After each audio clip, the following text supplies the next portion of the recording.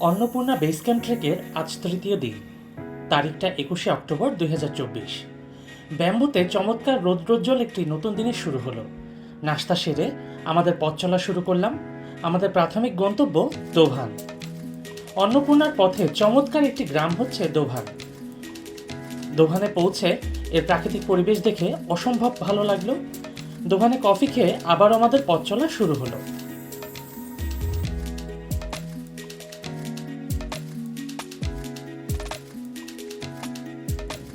চলার পথে দেখা মিলল ছোট বড় অনেক ঝর্ণা। দুপুর নাগাদ আমরা পৌঁছে গেলাম হিমালয়াতে। সেখানে দুপুরের খাবার খেয়ে আমাদের যাত্রা আবার শুরু হলো।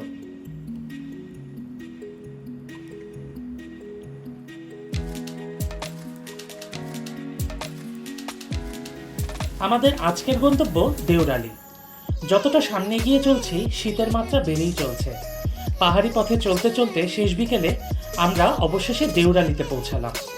উচ্চতা 3200 মিটার, তাপমাত্রা 2 ডিগ্রি সেলসিয়াস।